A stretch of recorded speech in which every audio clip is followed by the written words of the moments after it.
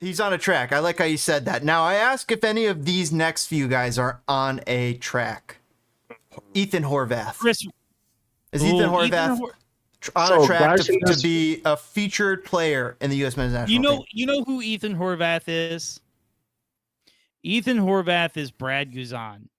A really good player at his position, but everyone else around him is better. That is a good point. I like that call. That sucks. We also got for him. Let me see what the comments is on the top. I got to read that. It says, meet the U.S. men's national team most mid 11. Requirements, you are shit for the national team compared to club form. You're vastly overrated from a majority of the fan base. You make me want to poke, this makes me want to poke the tweeter's eyes out every time he touches the ball.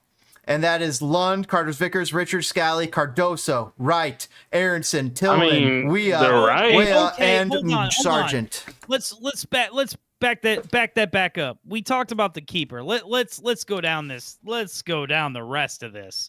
So Lund's up and coming. Carter-Vickers, I think you could kind of move. You know, if he Carter-Vickers is solid. Carter-Vickers is a total Jordan Morris person, because if Carter-Vickers really wanted to, he'd be on a championship or a Premier League side. But he doesn't want to, is what you're saying? Well, no, because he plays, he's respected, he's paid, and he's loved. Mm-hmm. So is that Christian Pulisic's future at AC Milan? Come on, Celtic and yes, Celtic. But that's different. That's but like hold on. Is happy. Hold on. You know There's what I mean? a huge difference between AC Milan, Christian Pulisic playing in AC Milan, and Carter-Vickers playing in Celtic.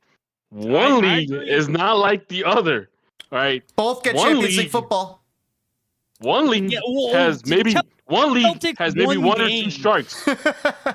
You know, one game doesn't count as Champions League. No, one league only has one or two sharks, including Celtic. The other one has a whole freaking pod of killer sharks in that league. So, yeah. So Celtic, basically, the Scottish League is nothing but Rangers and Celtic. That's it.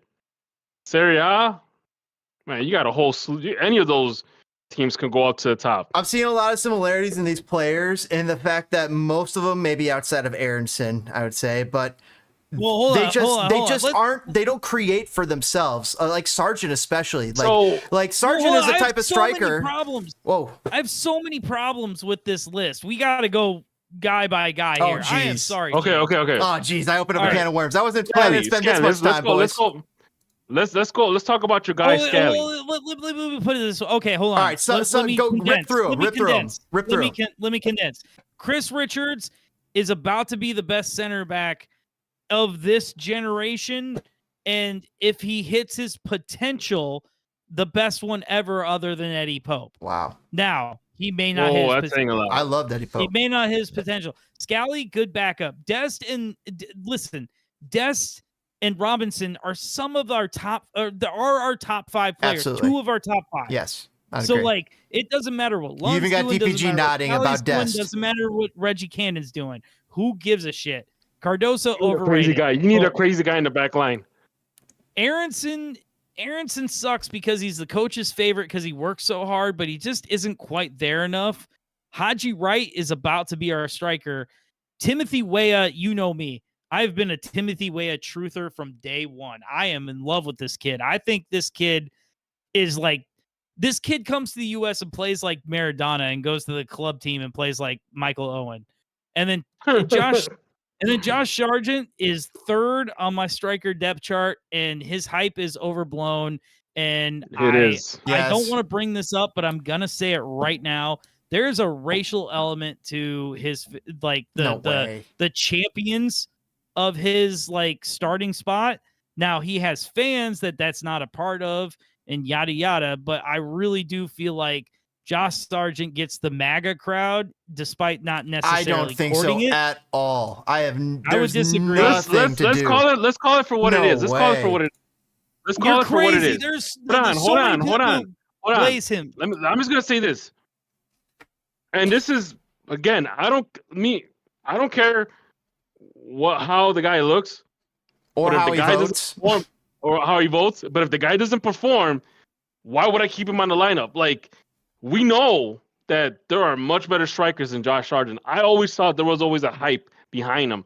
Like, I and thought that didn't he think- was I more didn't of see a anything. clinical finisher. That's where. So all of our strikers kind of lack this ability to separate, to create for themselves. They basically need Pulisic to do something. They need somebody else to do something. They get the hold up ball and they can't create from themselves from that moment. Whether it's Sargent, whether it's Balogun, whether it's Pepe, whether it's any of the guys, all of them. And so what if you don't have a guy who is that striker type person who can create for themselves? Then maybe you need someone who is a killer in front of the net, who when they do get the one chance in the drought of chances, does pot it and does put it in the back of the net. I don't know if that's Sargent, Pepe, But here's another thing Malik too that we have Tillman, to- right, or Pepe, or who, or Balogun, or who it is. But we need someone. but here's- If we don't have that creator type person who could create for themselves, we need someone who is at least a deadly clinical finisher for the one here's chance another they get a thing, game. too. I don't know if you guys noticed this, but whenever national teams play, there's always a lot of creativity in the midfield and attacking. There's not so much, hey, we'll make all the creativity and you just stand there and kick it in. There's not so much of that. It's more or less making your own space, making your own move. And I don't think Josh Sargent is capable of that, and that's fine. If he can, he can score goals, if he can score goals in his club team, by all means. But again, it goes back to that argument where some guys are just good club players and other guys are just good national team players. That's true. I will say about Josh Sargent, I don't discredit him. I'm a fan. I think he's good. I still have him third. You said on my third best. depth Like, chart. yeah, he's still a good American He's player. third best in my opinion. And you know what?